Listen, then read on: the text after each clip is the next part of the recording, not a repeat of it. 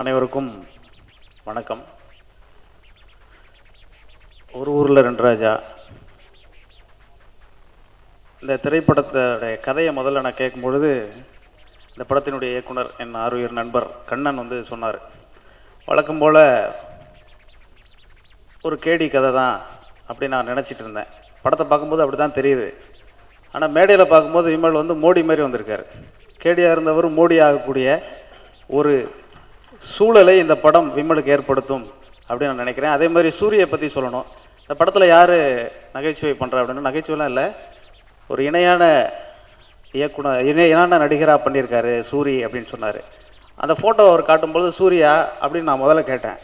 சூர்யான்னு திரும்பி திரும்பி சொல்லும்பொழுது சூர்யாவை ஆன மாதிரி இந்த படத்தில் இருக்குது.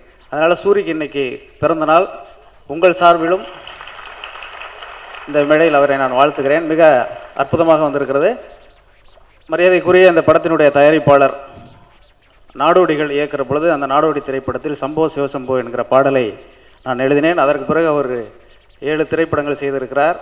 7வதான எடுத்திருக்கக்கூடிய இந்த திரைப்படத்திலும் நான் ஒரு 4 பாடல்களை எழுதியிருக்கிறேன்.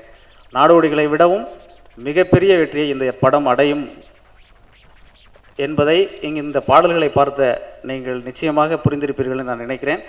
கண்ணன் என்னுடைய நண்பர், நீ கூட இருந்தால் பெருசாக வருவேன் அப்படின்னு நான் எழுதும்போது, நான் கண்ணனுக்கு எழுதினதாக மற்றவர்கள் நினைத்தாலும் கூட நான் எனக்காகவும் இமானுக்காகவும் எழுதி கொண்ட வரியாகத்தான் அதை நான் நினைக்கிறேன். ரொம்ப அற்புதமாக இந்த பாடல்கள் எல்லாம் வந்திருக்கிறது.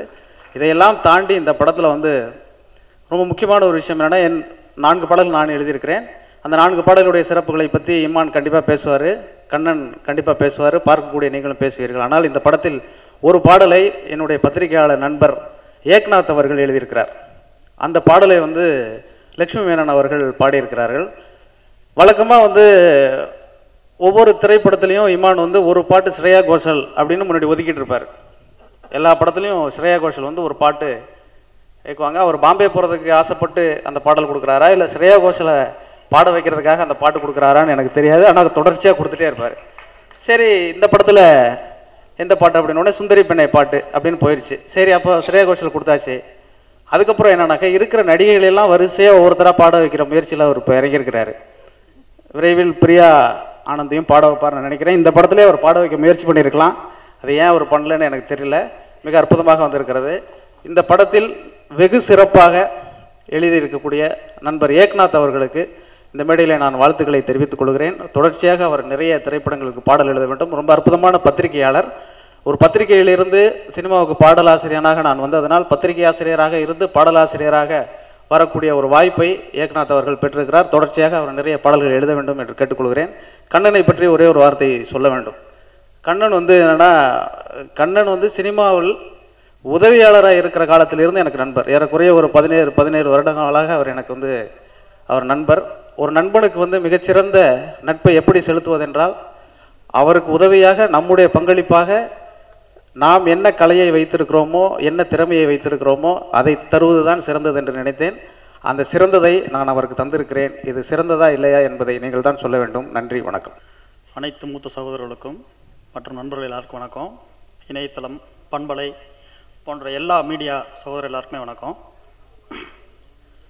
எங்கள் ஸ்டேஜில் இருக்க KR sir, Vikraman sir, Madhan sir மற்றும் திரையிலே சேர்ந்த எல்லா முக்கிய பெருமள் எல்லாருக்குமே வணக்கம். ஒரு ஊரில் ரெண்டு ராஜா தலைப்பை கேட்கும்போதே முதல்ல ஒரு கவிதையாக இருக்குது, ஒரு அழகான கவிதையாக. டிசைன்ஸு இதில் இருக்க டெக்னீஷியன் எல்லாத்தையும் பார்க்கும்போது ஒரு நல்ல கமர்ஷியல் இருக்குதுன்னு தோணுது. ஒரு அழகான ஒரு கமர்ஷியல் இந்த படத்தில் இருக்குது அப்படின்னு டோட்டலாக நம்ம ஒரு பாடல்களை பார்க்கும்போதும் டிசைன்ஸ் டைட்டில் எல்லாம் பார்க்கும்போதே எனக்கு தோணுது. கண்ணன் சார், ஒளிப்பதிவாளர் முத்தையா என்னோட நெருங்கிய நண்பர். இவங்க 2 பேரும் கண்ணன் சாரோடைய முதல் படத்தில் 2 பேர் சேர்ந்து ஒர்க் பண்ணிகிட்டு இருக்காங்க. முத்தையா பூவில் இருந்து அவருடைய ஒளிப்பதிவு ரொம்ப பிடிக்கும் எனக்கு. என்னென்னா, ஒரு எல்லாருமே கலர்ஸை காமிக்கிறதுக்காக ஒரு நைட் எஃபெக்ட் செலக்ட் பண்ணுவாங்க. அவர் டே எஃபெக்ட்லேயே ரொம்ப கலர்ஸ் காமிப்பார். ஒரு சாஃப்டாக கண்ணை உறுத்தாத ஒரு கலர்ஸ் அவருடைய ஒளிப்பதிவில் எப்போ நிறைஞ்சிருக்கும். இன்னும் அது ரொம்ப பிரைட்டாக இருக்குன்னு தோணுது எனக்கு. ஸோ சாங்ஸை பார்க்கும்போது ரொம்ப நல்லாயிருக்கு. இமான் சார், யு பாரதியாவோட கூட்டணி திரும்ப திரும்ப அடுத்த தளங்களை நோக்கி பயணிச்சுக்கிட்டே இருக்காங்க, வெற்றி தளங்களை நோக்கி. ஒரு ஊரில் ரெண்டு ராஜாவில் விமல் நிறைய படங்கள் பண்ணுறதை தவிர்த்துட்டு சிறந்த படங்களை நோக்கி அவர் பயணிக்கிறதா தோணுது. இப்போ சமீபத்தில் அவருடைய படங்களை பார்க்கும்போதும் அடுத்தடுத்த கமிட்மெண்ட் பார்க்கும்போது சிறந்த படங்களை நோக்கி அவர் போயிட்டுருக்காருன்னு தோணுது. ஸோ அவருடைய இலக்கை ரொம்ப சீக்கிரம் அடைஞ்சிருவார். வர்த்தக ரீதியான ஒரு பெரிய இடத்துக்கு ஒரு ஹீரோவாக அவர் வளர்ந்து வந்திருக்கான ஆரம்பமாக இந்த படம் இருக்கும் அப்படின்னு எனக்கு பெரிய நம்பிக்கை கொடுக்குது. பொதுவாக வந்து விமல் வந்து எப்படின்னா, பசங்களில் பார்த்தீங்கன்னா அவர் லவ் பண்ணுற பொண்ணை அந்த பொண்ணு பக்கத்தில் இருக்கும்போதே மெசேஜ் அனுப்பி ஃப்ரெண்ட்ஸ்கிட்ட ஃபாரின்ல இருந்தெல்லாம் பொண்ணு கலாய்க்க சொல்லுவார். அப்படி அட்டகாசம் பண்ணுற ஒரு ஹீரோ அவர். அந்த ஒரு ராஜாவோட அமரகலம் பண்ணுற சூரி சேர்ந்திருக்காரு இதில்.